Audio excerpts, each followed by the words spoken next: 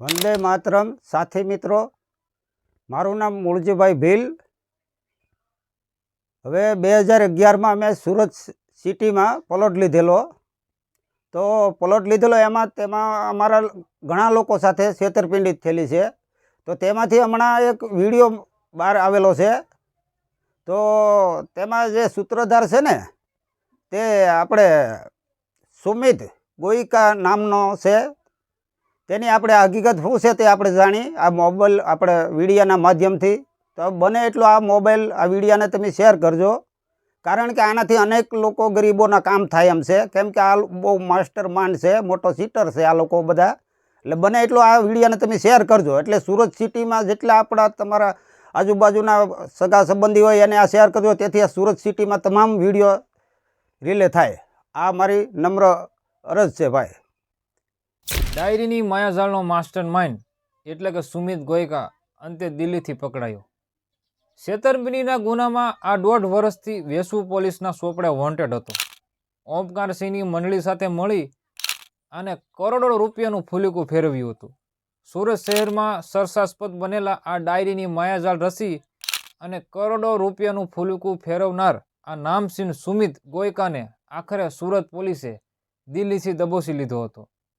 Vesu police મથકે 1.5 વર્ષ પહેલા ઠાકોરજી ડેવલપર્સન અભિષેક ગૌસ્વામીએ શ્રેષ્ઠા ગ્રુપના ડેવલપરે આ આરોપીઓ વિરુદ્ધ 1 ભાવિ દુર્લભ પટેલ, 2 પ્રદીપ તમાકુવાલા, વસંત પટેલ, 4 તુષાર શાહ અને 5 સુમિત ગોયકા અને 6 રાજુસિંહ નરેશ પ્રતાપસિંહ અને 7મો ઓમકારસિંહ વાસુદેવસિંહ રાજપૂત સામે ગુનો નોંધાવ્યો હતો। શ્રેષ્ઠા ગ્રુપ દ્વારા વેસુ વીઆઈપી રોડ ઉપર સોલરિયન બિઝનેસ સેન્ટરના નામની એક કોમર્શિયલ બિલ્ડિંગ બનાવાઈ રહી હતી। તેમાં 15 દુકાનો આ રિયલ એસ્ટેટ કંપની ખરીદવા ઈચ્છતી હોય તેઓ સુમિત ગોયકાને મળ્યા। અહીં એક દુકાનના 11 લાખ લેખે એટલે કે 1.65 કરોડ અને બીજા 54 લાખના ચેક લીધા હતા। બદલામાં ડાયરીઓ બનાવી આપી હતી।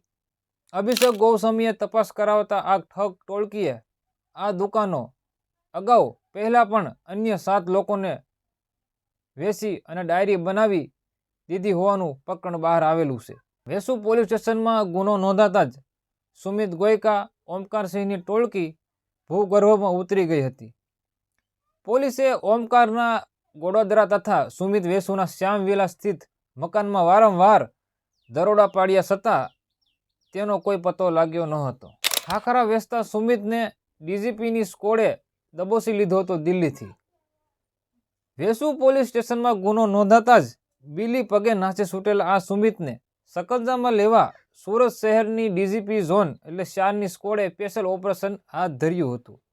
આખરે ભારે રઝળપાટ બાદ સુમિત ગોયકા દિલ્હીમાં હોવાનું ઇમ્પોર્ટ મળતા જ ડીજીપીની સ્કોડે દિલ્હીમાં ધામા નાખી દીધા અને ફિલિંગ ભરી હતી અને અંતે આ ખાખરા વેચતા સુમિતને પકડવામાં સફળતા સાંપડી હતી। ડીજીપીની ટીમે સુમિતને દિલ્હીથી લઈ અને સુરત લઈ આવેલી છે। વધુમાં ડાયરીની માયાજાળ રસી અને આ ટોળકીએ અનેકને નવડાવ્યા છે। સુમિત અને ઓમકારને ઉચ્ચ અધિકારીઓ સાથે મેળપ હોવાનું ગુલબાગ હોવાથી સીન સપાટા કરી અને અનેક બિલ્ડરોનો ઝાંસો આપ્યો છે। સુમિત પેલા 2% દલાલીનો ધંધો કરતા હવે મોટો ખેલાડી બની ચૂક્યો છે। આ આરોપીઓએ સુરત શહેરમાં તેની માયાજાળ પાથરી અને અનેક લોકો સાથે છેતરપિંડી કરી છે।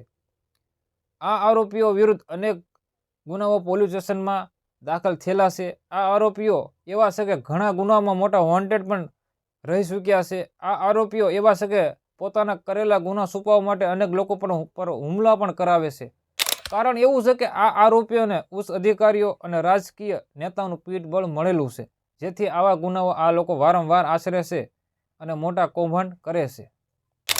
वेसु पुलिस स्टेशन में जुलाई 2023 में एक 420 की आईपीसी के तहत एफआईआर हुई थी, जिसमें टोटल 7 अक्यूज थे। उनमें से एक मेन अक्यूज था सुमित गोयनका, वो पिछले करीब 1 साल से फरार था। तो कई जगह पे हम लोग कंटिन्यू ट्राई कर रहे थे इसको पकड़ने का। तो कल इसका लोकेशन दिल्ली में मिला, तो वहाँ ये सब्जी मंडी पुलिस स्टेशन दिल्ली के एरिया में फ्लैट लेके वहाँ पे रहता था और सूरत से खाखरा मंगा के और वहाँ पे सप्लाई करता था दुकानों को थोक में।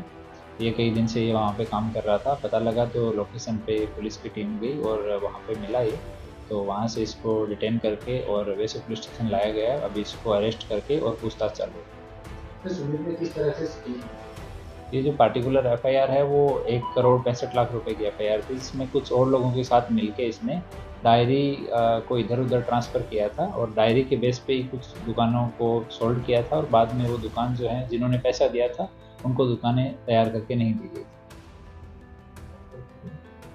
મિત્રો બને એટલો આ વિડીયો તમે શેર કરજો અને સુરતમાં ખાસ આ વિડીયો તમે શેર કરજો, તેથી અનેક લોકોને આ 100 કરોડનું બહાર આવેલું છે. આ લોકો સીટરો એવા સીટરો છે કે 100 કરોડનું કરી ગયેલા છે, ગરીબ લોકોને તે છેતરેલા છે. તેથી આ વિડીયાને બને એટલો શેર કરજો અને આવા નવા બીજા વિડીયા આ આરોપીઓ વિરુદ્ધ મૂકતો રહે, તેથી આ વિડીયાને બને એટલો શેર કરજો. જય હિન્દ, જય ભારત, વંદે માતરમ, સત્યમેવ જયતે.